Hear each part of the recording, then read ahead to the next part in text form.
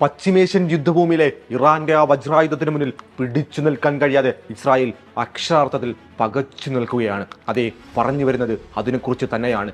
സെജ്ൽ എന്ന Iranian missile കരുത്തിനെ കുറിച്ച് തന്നെ.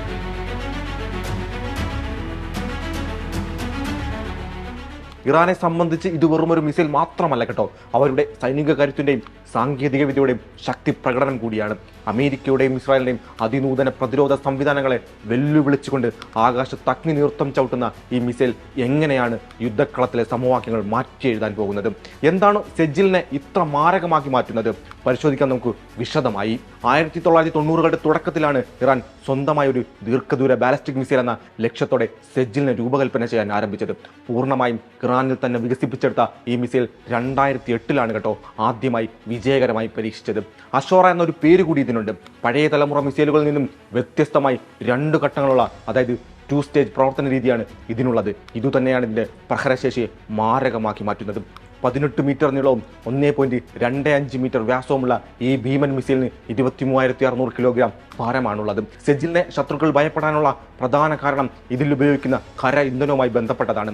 സാധാരണ ദ്രാവക ഇന്ധനം ഉപയോഗിക്കുന്ന മിസൈലുകൾക്ക് വിക്ഷേപിക്കുന്നതിന് മുമ്പ് മണിക്കൂറുകളോളം നീണ്ട തയ്യാറെടുപ്പുകൾ ആവശ്യമാണ്. ഇത് ശത്രുക്കളുടെ റഡാറുകൾക്ക് തിരിച്ചറിയാൻ സാധിക്കുകയും അവർ ആ മിസൈലിനെ കണ്ടെത്തി തകർക്കാൻ ആവശ്യമായിട്ടുള്ള സമയം ലഭിക്കുകയും ചെയ്യും. എന്നാൽ സെജ്ൽ അങ്ങനെയൊന്നുമല്ല കേട്ടോ.